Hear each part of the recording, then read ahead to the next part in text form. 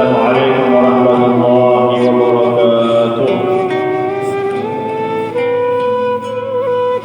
الحمد لله وكفى، والصلاة والسلام على عباده الذين اصطفى.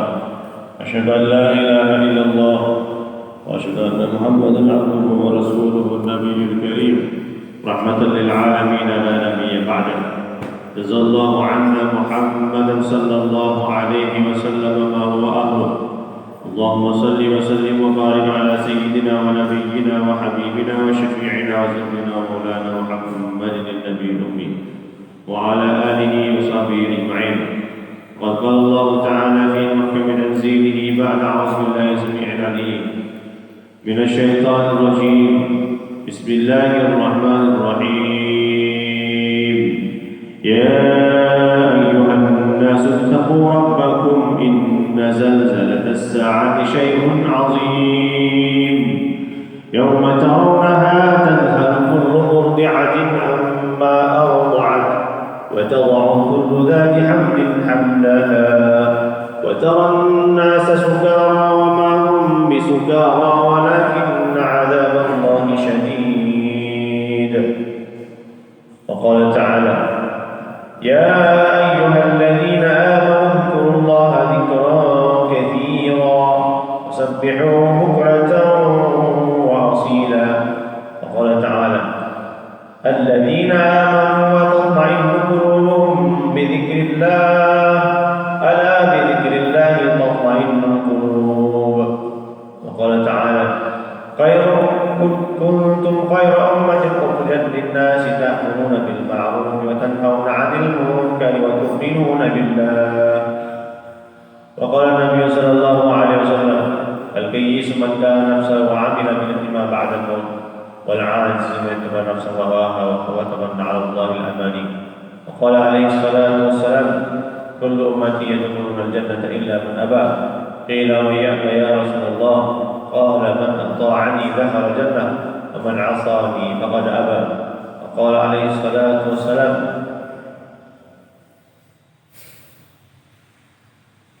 الحلال بين والحرام بين وبينهم مشتبهات.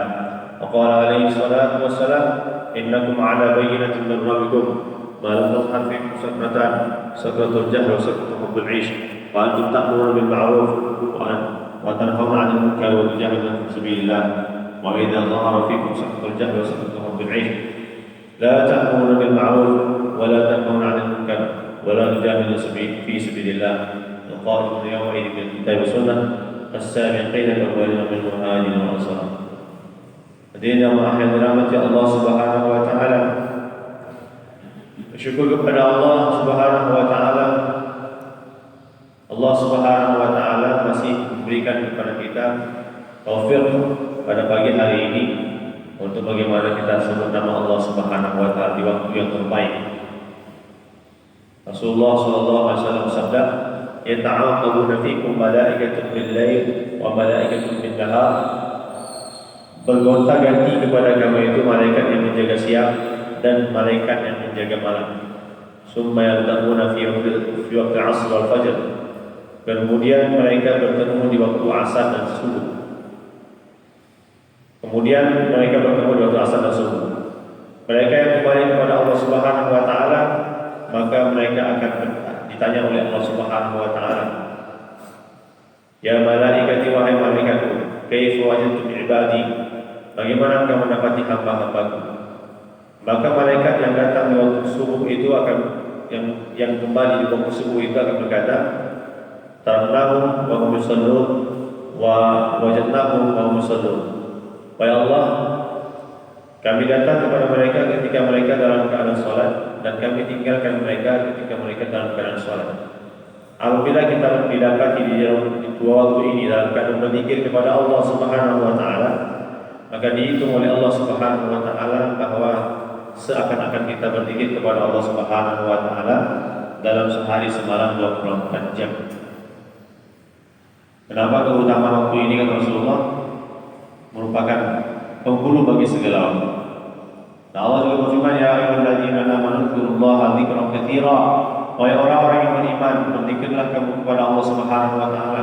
Sebut nama Allah sebut nama Allah dengan sebutan yang banyak, bukan sebutan yang sedikit. Kapan itu? Zikra wa katsira wa sabbihuhu bukratan wa asila. Dan sucikan nama Allah Subhanahu wa taala itu di waktu pagi dan petang hari. Kemudian hadirin dan hadirat Allah Subhanahu wa taala, sallallahu alaihi wasallam kepada baginda Muhammad sallallahu alaihi wasallam, Nabi yang sangat mengutamakan dua waktu ini, yaitu waktu salat subuh dan waktu setelah salat asar. Dan Nabi juga sallallahu alaihi wasallam duduk di dua waktu ini untuk bagaimana berzikir kepada Allah. Bahkan ulama bagi tahu, habis salat asar, habis salat subuh, langsung itu adalah merupakan makruh untuk orang untuk berhubungan dengan dunia. Karena di waktu itu adalah waktu kita untuk bagaimana mendekatkan diri kita kepada Allah Subhanahu wa taala. Salam juga semoga Allah SWT sampaikan kepada para sahabat, kepada keluarga Nabi Muhammad sallallahu alaihi wasallam, tabi'in atba'u tabi'in, ulama mutaqaddimin dan ulama mutaakhirin. Hadirin dan hadirat Allah Subhanahu wa taala. Allah Subhanahu wa taala menjadikan kita sebagai makhluk yang terbaik karena Allah Subhanahu wa taala memberikan kepada kita hati dan akal. Dan hati dan akal ini akan menjadikan kita sebagai yang terbaik apabila diisi dengan kebesaran Allah Subhanahu wa taala. Allah Subhanahu wa taala firmankan dalam Al-Qur'an, ya ayuhan nas, wahai manusia, inna khalaqnakum min dzakarin wa untha. Kami telah ciptakan kamu dari golongan laki-laki dan wanita. Wa ja'alnakum syu'uban wa qabaila. Dan kami telah menjadikan kamu itu dalam suku-suku bangsa yang berbeda-beda. Lita'arafu, agar kamu saling berta'aruf, agar kamu saling mengenal. Tetapi Allah jelaskan, inna akramakum 'indallahi atqakum. Sesungguhnya orang yang paling mulia di antara kamu adalah orang yang paling takwa kepada Allah Subhanahu wa taala. Allah Subhanahu wa taala lihat hati kita. Allah Subhanahu wa taala lihat ketakwaan kita kepada Allah Subhanahu wa taala. Bila kita ada rasa takut kepada Allah, bila kita ada rasa cinta kepada Allah, bila kita memiliki rasa harap kepada Allah Subhanahu wa taala, maka hadirin Allah Subhanahu wa taala kita mulia. Tapi jika di dalam hati ini kita tidak isi dengan kebesaran Allah Subhanahu wa taala, dengan keagungan Allah Subhanahu wa taala, maka kita tidak ada artinya, tidak ada harga sama Allah di sisi Allah Subhanahu wa taala. Sehingga Allah Subhanahu wa taala berkata, "Inna syarrad dawab 'indallahi alladziina kafaru wa hum la yu'minun." Sesungguhnya seburuk-buruk binatang melata di atas muka bumi ini adalah orang-orang yang kafir. Orang ingkar itu dikatakan binatang melata itu buruk di sisi Allah Subhanahu wa taala. Wa hum la yu'minun. Sedang mereka itu tidak beriman kepada Allah Subhanahu wa taala. Kenapa hadirin Allah dikatakan sebagai binatang terburuk? Karena binatang-binatang yang ada di atas muka bumi ini kelak di akhirat akan dihakimi oleh Allah Subhanahu wa taala. Setelah penghakiman Allah Subhanahu wa taala berlaku, maka habis. Setelah yang menzalimi kemudian dihukumkan kezaliman itu ke atas dirinya, maka Allah kembalikan kepada tanah. Setelah orang-orang yang kafir, ayaqul kafir ya laitani kuntu turaba. Ketika itu hanya berangan-angan saja. Berangan-angan untuk apa? Ya laitani kuntu turaba. Ketika melihat bagaimana Allah Subhanahu wa taala telah buat pengadilan antar binatang, maka mereka berkeinginan berangan-angan, andaikan saja saya salah seorang daripada, andaikan saja saya itu dikembalikan kepada tanah. Lihat babi dengan babi, kambing dengan kambing, kan? Anjing dengan anjing, dikembalikan Allah Subhanahu wa taala kepada tanah, maka orang kafir pun berkeinginan seperti itu.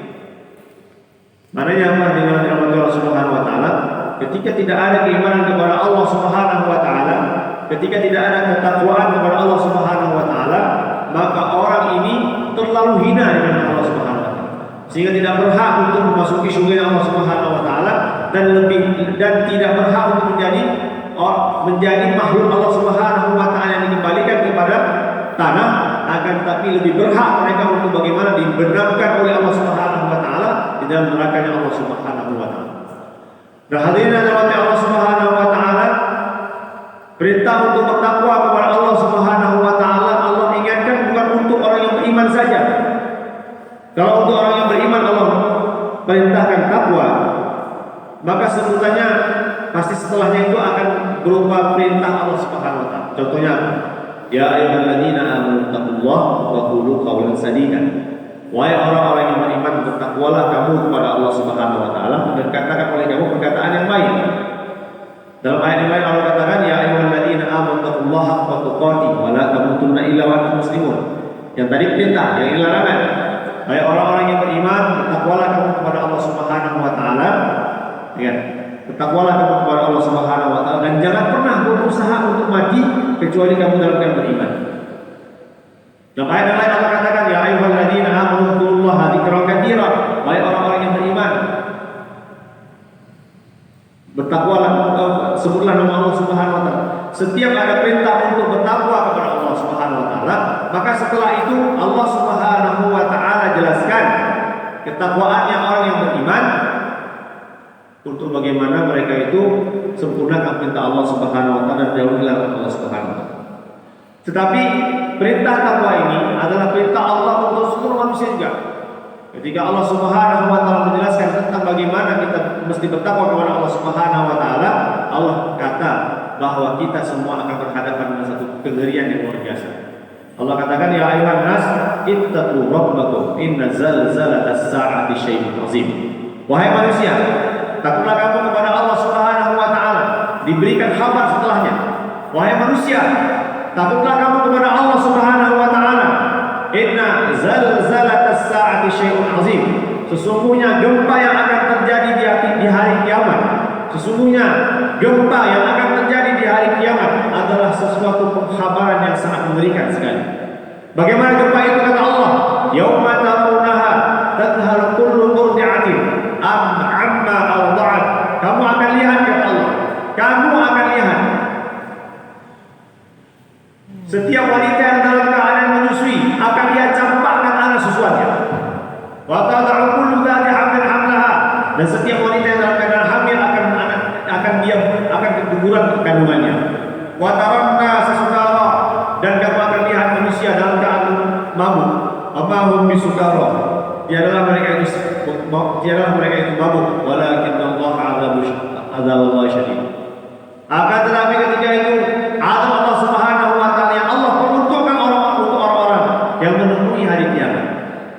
Negeri mulia, kiamat tidak akan berlaku kecuali atas manusia yang paling buruk. Allah katakan, Rasulullah katakan, la taqumu as-sa'atu illa 'ala syirarin nas. Tidak akan terjadi hari kiamat kecuali ke atas orang yang paling buruk di antara manusia.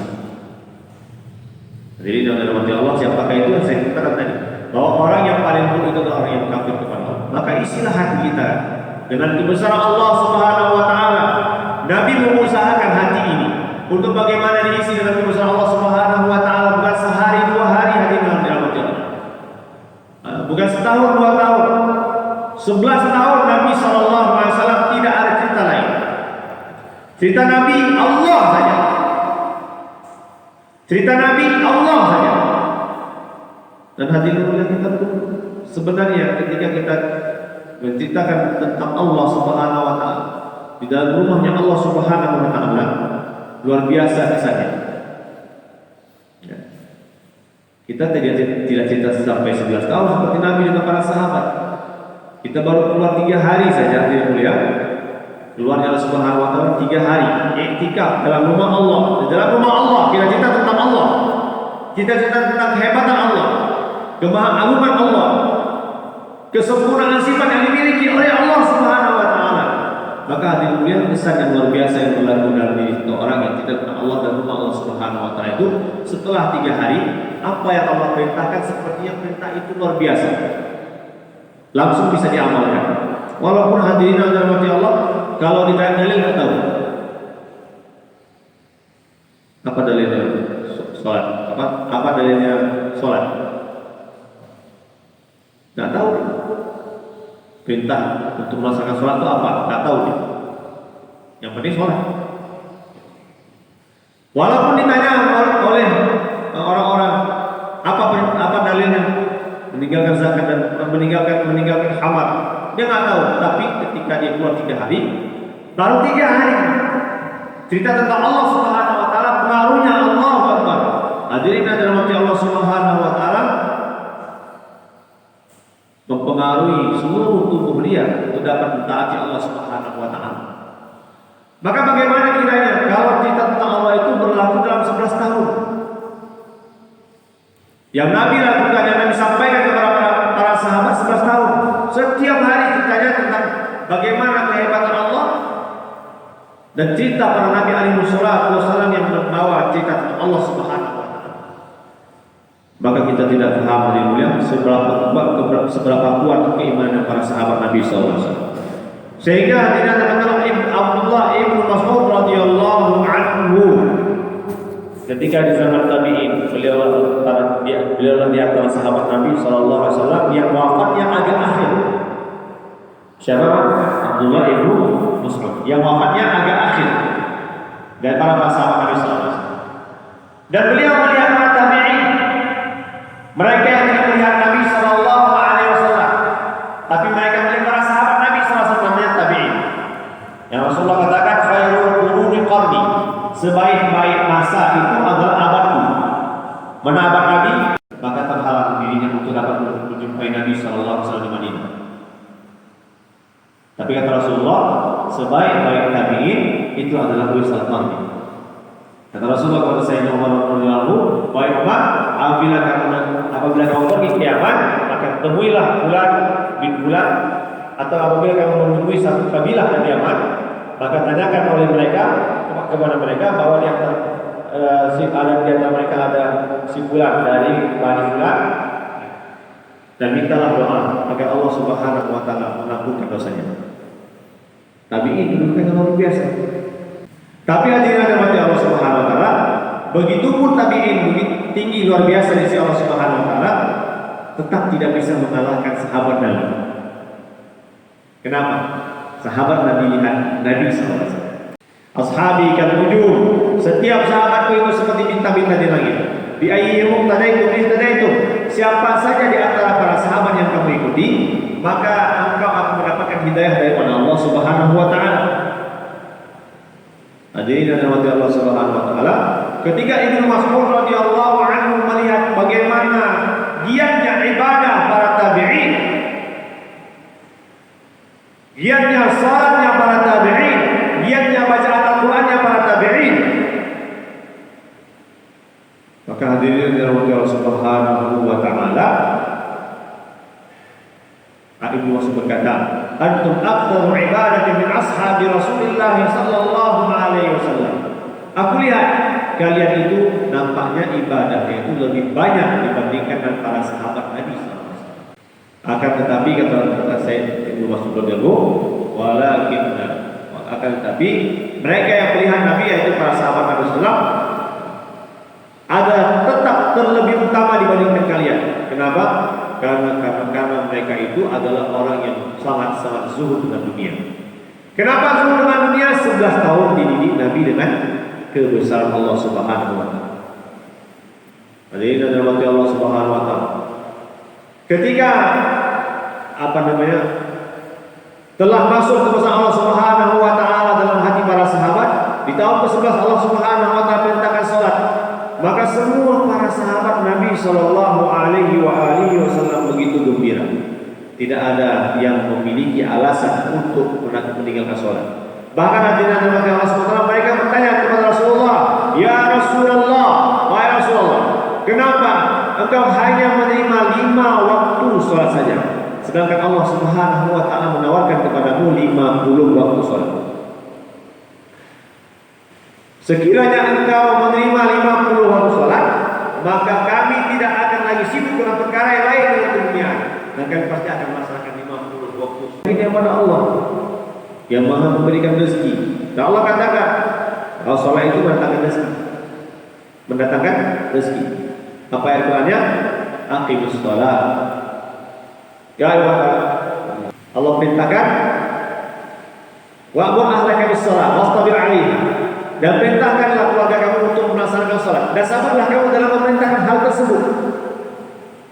Sabarnya dari kapan? Dari anak-anak masih kecil lagi. Muru auladakum bis shalah wa huwa iqwalul sawasini. Perintahkan oleh kamu, perintahkan oleh kamu akan anak-anak kamu untuk melaksanakan sholat ketika mereka berumur 7 tahun. Perintah untuk melaksanakan sholat kepada anak-anak ketika mereka berumur 7 tahun. Kalau mereka ada untuk melaksanakan ketika mereka sudah sampai kepada umur 10 tahun, maka kata Rasulullah, pukullah mereka. Fadribuhu darban ghairu mubarrih. Dan pukullah mereka dengan pukulan yang tidak memberikan bekas sakit hati dan hati mereka. Maksudnya apa? Pendidikan. Jadi kalau anak-anak sudah dibiasakan dari 7 tahun untuk sholat, maka insya Allah ketika 10 tahun pun akan biasa. Hadirin yang dirahmati Allah Subhanahu wa taala, kapan anak-anak ini akan melihat mereka itu akan terbiasa dengan sholat? Ketika mereka melihat orang tuanya pun terbiasa dengan sholat. Anak-anak akan terbiasa dengan masbuk ketika melihat ada orang tuanya masbuk juga sholat masjid. Anak-anak lihat ayahnya abadi atau abi sholat ke masjidnya masbuk, maka anak-anak pun mengatakan ini contoh yang terbaik. Bagi mereka hadirin yang saudara, ayah anda dan ibunda mereka adalah contoh terbaik. Maka mesti kita tahan diri kita. Segala kesibukan dunia kita, apapun bentuknya, bila Allahu Akbar dikumandangkan, maka sampingkan semua bentuk kerja dunia kita menunjukkan kepada Allah Subhanahu wa taala. Di balik itu semua Allah Subhanahu wa taala akan robah keberadaan hati anak kita yang walaupun kita tidak sempat untuk mendidik mereka dalam pendidikan agama, tapi ketika hal keadaan kita mengajarkan mereka untuk bagaimana mentaati Allah Subhanahu wa taala pada waktunya, maka mereka pun akan terbiasa untuk mentaati Allah tepat pada waktu. Hadirin yang dirahmati Allah Subhanahu wa taala. Wastabir 'alaiha. Dan sabar kamu dalam menyampaikan perkara tersebut. La nas'aluka rizqa. Kami tidak meminta rezeki kepada kamu. Tidak meminta rezeki kepada kamu. Nahnu narzuquka. Kamilah yang memberikan rezeki. Ketika hadirin Allah Subhanahu wa taala, kita mengutamakan Allah, mengutamakan perintah Allah yaitu salat, maka Allah Subhanahu wa taala menjamin rezeki kita. Wal 'aqibatu lit-taqwa. Dan sebenarnya rezeki itu akan datang kepada kita dengan perhatian sholat apabila sholat kita disertai dengan ketakwaan. Kalau tidak ada takwa, maka sholat hanya sekedar pergerakan saja, tidak akan membuahkan apa-apa. Kenapa hadirin yang Allah Subhanahu wa taala sholat tidak berpengaruh kepada kehidupan kita atau tidak ada nyawanya, tidak ada ruhaninya? Pertama, masalahnya takwa, dan kemudian pengaruh mata kita. Mata kita yang terlalu banyak terlibat kepada apa yang diharapkan oleh Allah Subhanahu wa taala. Siapa yang tidak pandai untuk menundukkan pandangannya, maka dia tidak akan dapat kemanisan dalam beribadah kepada Allah Subhanahu wa taala. Hadirin yang kita jangan menganggap bahwa menundukkan pandangan adalah hal yang sepele. Menundukkan pandangan itu mempengaruhi bagi amal kita. Innal aina, sesungguhnya mata, sahmun mashmumun min suhumi syaitan, merupakan anak panah syaitan, satu anak panah daripada anak panah yang beracun yang dimiliki oleh syaitan. Sehingga hadirin yang Allah Subhanahu wa taala, apa yang kita lihat itu yang terpengaruh dalam sholat kita. Allahu Akbar. Kita sebut nama Allah, tapi yang kita besarkan, yang kita ingat, yang kita bayangkan bukan Allah. Kenapa? Yang kita pandang buruk semua. Tidak kita tunaikan hadirin mulia hak mata kita.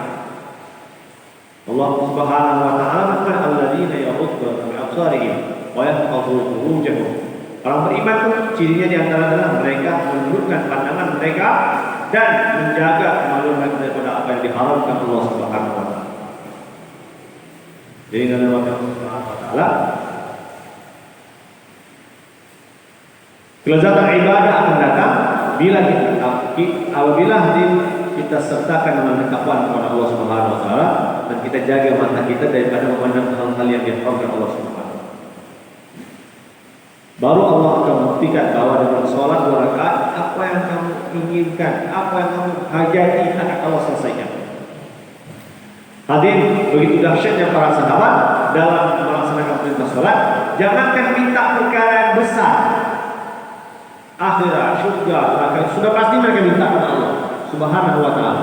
Perkara yang kecil pun mereka minta kepada Allah Subhanahu wa taala melalui perintah sholat. Melalui apa? Perantaraan sholat. Satu orang sahabat datang kepada Nabi Shallallahu Alaihi Wasallam.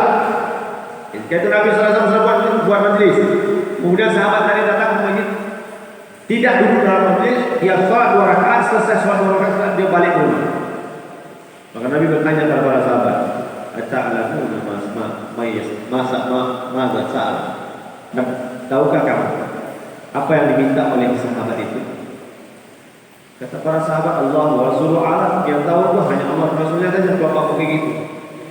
Tapi para sahabatnya adalah orang yang tawadhu, tidak pernah berani menjawab apa yang mereka tahu di hadapan Rasulullah. Setiap kali Rasulullah tanya, setiap kali itu mereka mengatakan wallahu wa Rasuluhu a'lam.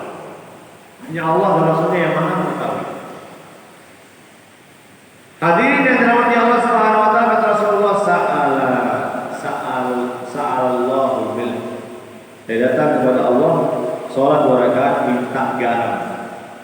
Dia datang kepada Allah, sholat 2 rakaat minta garam. Minta garam itu masjid sama Allah.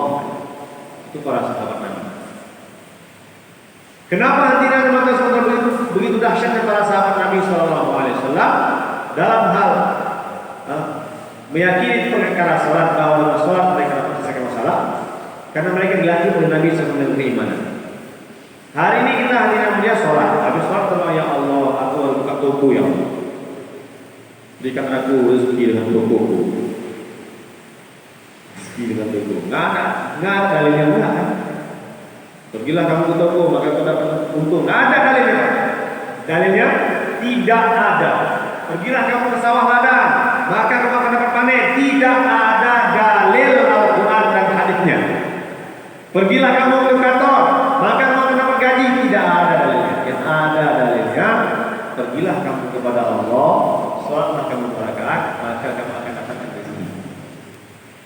Maka kata Muhammad SAW, barang siapa yang setelah sholat atau setelah baca Quran, setelah dia buat amal-amal Islam, siapa yang melaksanakan sholat ataupun amal-amal yang mendatangkan rezeki, kemudian dia doa kepada Allah, ya Allah, aku baru buka toko ya Allah, ya Allah, aku pergi ke kantor ya Allah, berikanlah aku rezeki dengan perantaraan kantorku, dengan perantaraan tokoku. Kata Muhammad, sungguh orang ini dalam doanya telah mensyirikkan Allah Subhanahu wa taala. Kenapa? Kau yakin sama yang lain?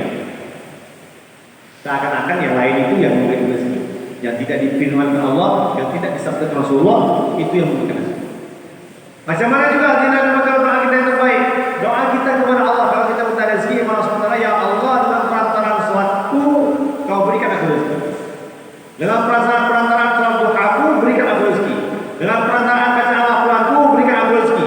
Dengan perantaraan istighfar yang aku buat, ya Allah, berikan aku rezeki. Dengan perantaraan amalan-amalanku sempurnakan rezeki untukku.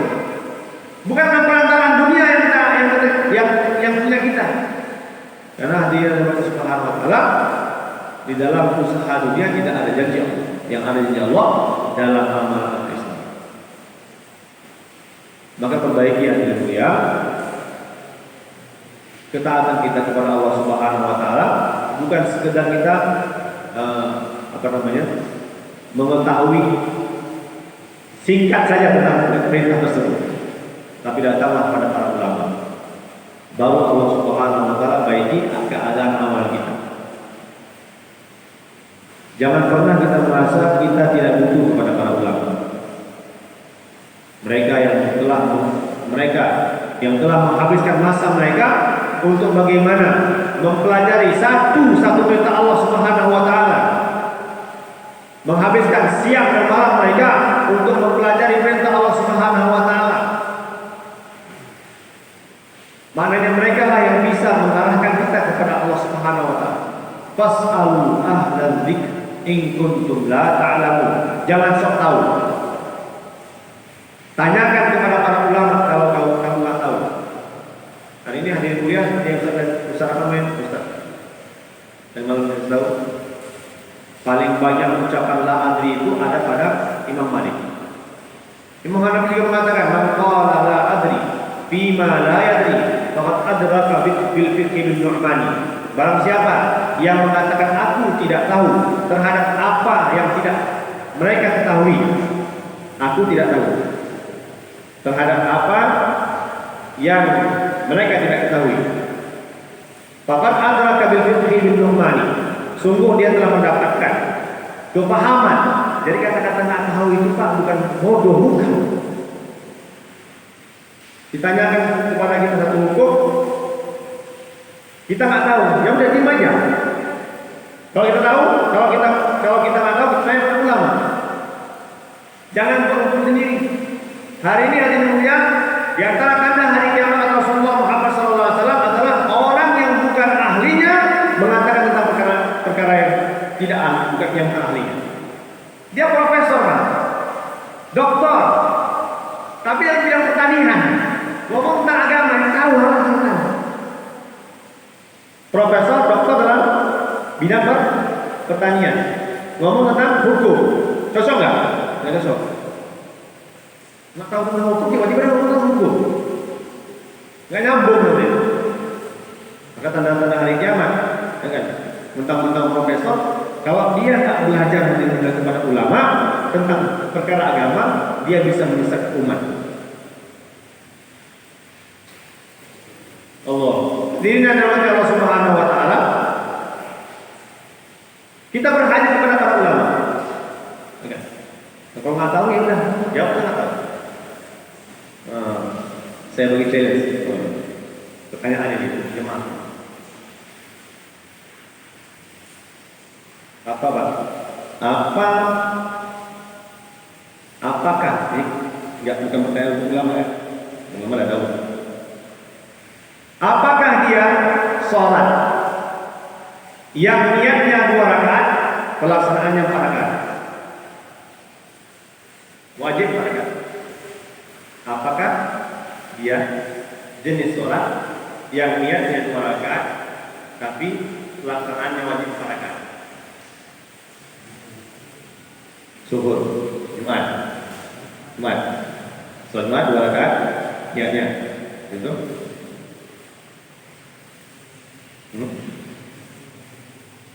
Bagaimana? Sebelumnya, mantap. Yang lain dah tahu? Diam tadi ya, bagus. Kalau jawab nggak tahu, menurut saya habis. Udah nggak tahu kok, masya Allah. Jawabnya mandi. Jadi hadirin mulia, kita butuh pada ulama. Man ta'allama ilman wa laysa lahu mursyid fi ilmi. Barang siapa yang belajar ilmu, tapi dia tidak pakai mursyid ilmunya. Ilmunya tidak pakai mursyid itu apa? Mereka yang mempelajari ilmunya dari gurunya, yang gurunya kepada gurunya, yang gurunya sampai kepada Rasulullah Muhammad sallallahu alaihi wasallam. Kita yang bermadzhab Syafi'i, kita belajar daripada guru kita yang bermadzhab Syafi'i. Kemudian guru kita belajar kepada mereka yang belajar bermadzhab Syafi'i sampai kepada Imam Syafi'i. Berterusan sampai kepada Imam Syafi'i. Kita di Indonesia itu lebih dominan Imam Rafi'i dan Imam Nawawi ujungnya. Pendapat kedua imam besar yaitu Imam Rafi'i dan Imam Nawawi. Kalau dalam mazhab Hanafi yang umum itu adalah Abu Yusuf dan Imam Muhammad yang diamankan oleh mereka. Jadi dalam nama Allah Subhanahu wa taala, barang siapa yang menuntut ilmu tapi nggak pakai mursyid, famursyidun syaitan, maka yang akan memberikan petunjuk untuk dia adalah syaitan. Siapa? Syaitan. Makanya hari ini mudah kali membid'ahkan orang karena nggak pakai musyid belajarnya. Tanya guru mereka, terus kemana gurunya? Berhenti Pak, nggak sampai ke Rasulullah. Makanya mau mereka sedikit nampak orang salah buat bilang bid'ah, nggak betul, sesat. Apa tahlilannya? Apa sama dia? Langsung Pak. Saya tanya sama Bapak ya, tahlil pernah diikut Nabi apa enggak? Berjamaah. Pernah. Dalam kitab Fadilah Zikir. Kata Rasulullah SAW, adakah di antara kalian itu orang yang asik? Adakah di antara kalian orang yang asik? Maka para sahabat tidak ada ya Rasul. Kata Rasulullah, tutuplah jendela, tutuplah pintu. Maka sahabat menutup jendela dan menutup pintu. Kemudian Rasulullah angkat tangan, angkat pada kalian tangan kalian. La ilaha illallah. Sahabat mengeluarkan suara sama-sama. La ilaha illallah. Dalilnya ada. Tahlilan berjamaah. Kok dibilang ada? Sesat lagi katanya. Allah. Tadi Pak, masalahnya apa? Belajar ilmu tapi tidak pakai musyid. Dan hadirin mulia, janganlah ilmu itu menyebabkan kita gelap mata sehingga kita mengakui diri kita yang terbaik. Masya Allah. Kenapa hadirin mulia? Inilah bahayanya ilmu. Syaitan azazil itu ahli ilmu di kalangan para malaikat Allah Subhanahu wa taala. Dia banyak berpikir dengan akalnya. Banyak menimbang dengan ilmunya yang dia ketahui. Yang tahu sujud itu hanya untuk Allah, ya kan? Itu. Yang tahu sujud itu hanya untuk Allah. Dia lupa bahwa perintah Allah itu lebih besar dibandingkan ilmu pengetahuannya. Bergantung kepada ilmunya. Kata Rasulullah SAW, man i'tamada ala ilmihi faqad dhalla. Yang sebelumnya disebutkan man i'tamada ala malihi faqad dhalla. Kalau siapa bergantung kepada hartanya maka sungguh dia telah menjadi miskin. Jadi orang yang bergantung kepada harta dia miskin, Pak. Makanya man i'tamada ala sultanihi faqad dhalla. Orang yang bergantung kepada kekuasaannya maka sungguh dia akan dihinakan oleh Allah. Sibuk dengan legislatif. Masya Allah. Terlalu banyak caleg mau mulia dengan kenapa? Mau mulia dengan kekuasaan. Padahal kalau kita kekuasaan gak mulia. Maka dia buat usaha sungguh-sungguh, habiskan harta miliaran. Hadirin yang mulia, tibalah diangkat Allah jadi gubernur, jadi caleg, jadi legislatif, langsung masuk rumah sakit jiwa. Langsung masuk rumah sakit jiwa. Gila nih. Gilanya itu ya gila mungkin. Stres mikirkan banyak melintang. Man i'tamada ala ilmihi faqad dhalla. Man i'tamada ala aqlihi faqad dhalla. Barang siapa yang bergantung kepada akalnya maka sungguh dia telah cacat dalam pemikirannya. Nah, bisa ikut akal. Oh, ada dalilnya ad-dinu wal aql. Agama itu akal. Bukan di akal-akalan. Maksudnya apa? Ya sesuai dengan akal kita. Sholat ya. Kalau nafsu mengatakan tidak, akal mengatakan bagus, tepat pada waktunya. Nafsu bilang teruskan kerjaan dunia, akal bilang jangan. Nggak cocok kau bekerjaan dunia sekarang ini. Yang cocok kau adalah membuat apa yang diperintahkan Allah Subhanahu wa taala. Hadirin yang dirahmati Allah Subhanahu wa taala. Adikta mana ala ilmihi faqad dhalla. Siapa yang bergantung pada ilmunya maka sungguh telah tersesat. Nah, yang penting tadi seperti apa? Seperti iblis. La'anallah. Jadi untuk bagaimana supaya kita tidak mengakui diri kita sebagai orang yang berilmu, kita disuruh banyak zikir kepada Allah Subhanahu wa taala. Maka para ulama yang Allah Subhanahu wa taala itu di Abu di Samalanga, ya kan, di Budi Samalanga dibuat majelis zikir. Setiap santri yang sudah selesai belajar bertahun-tahun di pondok itu diadakan disuruh untuk mereka. Untuk apa? Ternyata memang ilmu dengan zikir itu hubungannya ilmu dengan zikir supaya membentuk sifat. supaya memenuhi sifat ketaatan. Tasawufnya hidup, sehingga dia mengakui ini, aku adalah orang yang paling alim. Orang yang baru belajar ini biasanya suka pak nyala-nyalakan itu biasa. Ya, orang baru belajar taekwondo, belajar silat, karena ilmu baru 1-2 jurus yang dia belajar, dia main tembak aja, main tendang, main pukul ya, taruh derajat begitu. Masih pertama-tama belum sama. Maka dari sedikitnya dia dapat menjadikan kita lemah, lembut.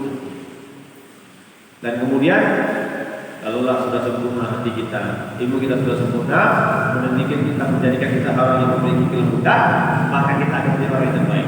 Baik nasi apa kita. Orang yang terbaik di antara kalian adalah orang yang paling bermanfaat kepada manusia yang lainnya. Sebaik-baik tetangga itu adalah orang yang dikatakan baik oleh tetangganya, gak pernah menyakiti tetangga.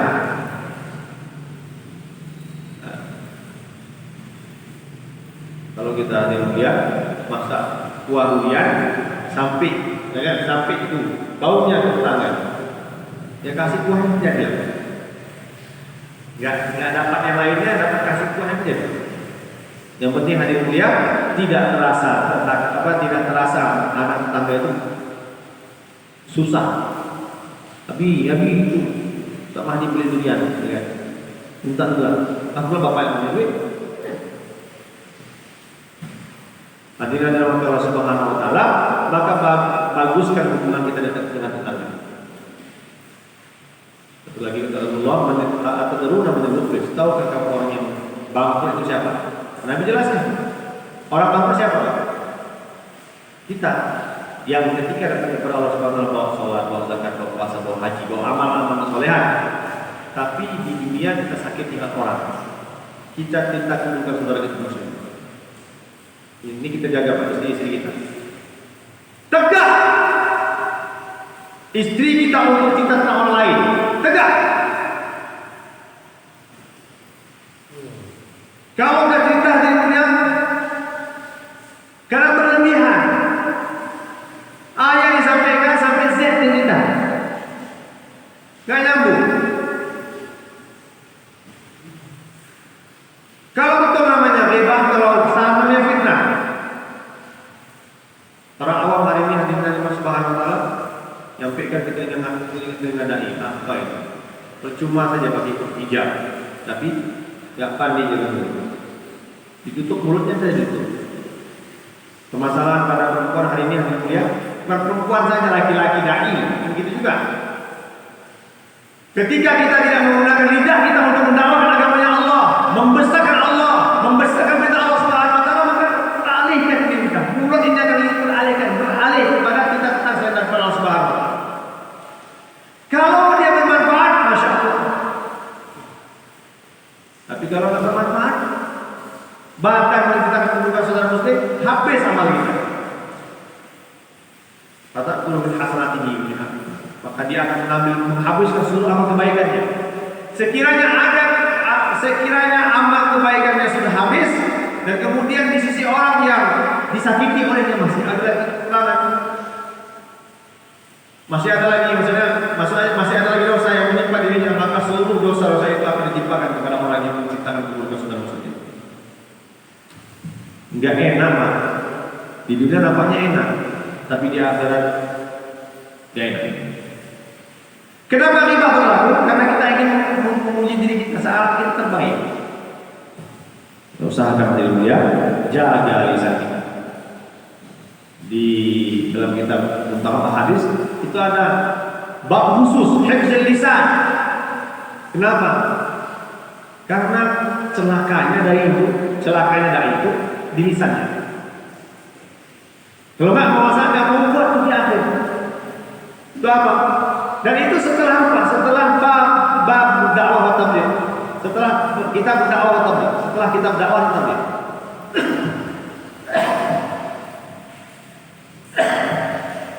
Untuk apa hadirin ya? Untuk memberitahu kepada kita bahwa amalan kita itu akan terjaga bila akhlak yang baik. Ahsanul khuluq, orang yang terbaik di antara kalian adalah orang yang paling apik akhlaknya. Karena ilmunya ikhlas karena amal karena Allah. Kita akan dapatkan seluruh sifat-sifat sahabat Nabi Sallallahu Alaihi Wasallam bila kita tenggelamkan diri kita dalam usaha yang dibuat oleh Nabi Sallallahu Alaihi Wasallam. Sehingga Nabi Sallallahu Alaihi Wasallam mengatakan, Allah berfirman Al-Quran, "Qul hadhihi sabili." Katakanlah wahai Muhammad, hadhihi sabili, ini jalanku. Ad'u ila Allah, ajak manusia kepada Allah. Ala basiratin, atas hujjah yang nyata. Karena waman tabani, aku mengikutku. Ulama bagi tahu dari ayat ini diambil keputusan bahwa sebenarnya pengikut Nabi itu bukan yang ikut Nabi dalam pakaiannya. Sebenarnya pengikut Nabi Sallallahu Alaihi Wasallam itu bukan orang yang ikut Nabi dalam sunnah sirahnya, perjalanan hidupnya, makannya, minumnya, berjalannya dan seterusnya. Sebenar-benar pengikut Nabi Sallallahu Alaihi Wasallam adalah sebenar-benar mereka adalah yang mengikuti Nabi dan dakwah dalam kerisauannya untuk orang lain. Ya. Namun kadang-kadang Masya Allah, barang siapa yang duduk sebentar, Sayyidina Abu Abbas radhiyallahu anhu bertanya kepada Rasulullah, Ibnu Abbas radhiyallahu anhu bertanya kepada Rasulullah, "Ya Rasulullah, wahai Abbas, apa yang sedang pikirkan?" Kata Sayyidina Abbas, "Wahai Rasulullah, sekarang ini aku sedang memikirkan tentang apa namanya? Kehebatan Allah. Kemahasan siapa?" Kata Rasulullah, "Pikir kamu itu sama dengan pahala sekali." Kata lagi pada Abu Hurairah, "Apa yang sedang kau pikirkan wahai Abu Hurairah?" Wahai Allah Rasulullah, aku sedang memikirkan akhirat. Mengerikan akhirat itu dan seterusnya. Rasulullah SAW, pikir kamu itu lebih baik daripada 7 tahun ibadah sunnah. Lalu dengan riwayat yang mengatakan 10 tahun ibadah sunnah. Kata kepada sahabat yang lain, apa yang kau pikirkan? Sahabat itu kata, "Ya Rasulullah, aku memikirkan apakah nanti ya Allah, bagaimana caranya supaya tidak ada ataupun daripada umatmu yang masuk nerakanya Allah Subhanahu wa taala." Kata Rasulullah, pikir kamu untuk bagaimana menyelamatkan orang lain daripada nerakanya Allah Subhanahu wa taala. Itu lebih utama daripada 60-70 tahun ibadah sunnah. Semoga Allah berkah. Jadi hadirin Allah Subhanahu wa taala, kita akan dapatkan sifat kemuliaan dan pengorbanan. Alladzina jahadu fina lanahdiyannahum subulana. Orang-orang yang bermujahadah berjalan kami, pasti kami akan memberikan petunjuk kepada mereka menuju jalan kami. Wa inna Allaha ala ma'al muhsinin. Sesungguhnya Allah Subhanahu wa taala adalah bersama dengan orang-orang yang berbuat baik dan mengajak orang untuk berbuat kebaikan. Allah tak bersama dengan orang yang berbuat hasan atau hasan orang yang baik. Dan tapi ada kemudian Allah bersama dengan muhsin, orang yang berbuat baik dan mengajak orang lain untuk berbuat kebaikan. Untuk itu hadirin dan mati Allah, belajar atas perkara ini kita perlu meluangkan masa selama mungkin di jalan Allah Subhanahu wa taala untuk dapatkan hal yang dikatakan Allah Subhanahu. Allah Subhanahu wa taala bukan 4 bulan, bukan 40 hari, tapi bagaimana menjadikan kita setiap waktu dalam keadaan seperti mana yang dikehendaki Allah Subhanahu. Itu target. Target utama adalah bagaimana menjadikan hati kita, menjadikan hati keluarga kita, menjadikan hati umat Nabi Muhammad SAW betul-betul ingat, betul-betul takwa kepada Allah Subhanahu. Dan itu adalah Allah Subhanahu wa taala. Siapa yang sedih insyaallah Pak yang belum mencatatkan dirinya di malam bulan. Kami ini semua Pak. Semoga Allah SWT pilih kita semua. Yang belum mencatatkan dirinya dari malam untuk Allah boleh catatkan lagi nama. Masya Allah. Semoga Allah Subhanahu wa taala beri taufik untuk bagaimana kita ambil takazah. Takazahnya mungkin berat. Dan sudah 4 bulan tiap tahun hari ini diminta kapan saja dikeluarkan. Ada apa nih kok ini? Semakin habis, semakin apa? Semakin meningkat. Inilah usaha yang betul-betul istiqamah namanya. Al-istiqamah wa taraqi. Istiqamah itu meningkat. Kalau stabil segitu-gitu aja bukan istiqamah namanya. Yang istiqamah itu meningkat. Maka takazah agama gitu. Kemarin awal-awal 40 hari setiap tahun. Ya kan? 4 bulan seumur hidup sudah. Dan meningkat lagi. Meningkat bagaimana 4 bulan setiap tahun. 4 bulan setiap tahun. Dan sampai kepada kapan ada takaza setiap orang yang sudah 4 bulan setiap tahun tadi ambil takazanya. Nggak ada pakai cilah lagi. Setiap waktu. Maknanya apa? Orang yang siap seperti ini, yang sepertiga ini, mereka yang akan berada di barisan depan. Mereka yang akan berada di barisan depan ketika akhir zaman. Siapa sedia?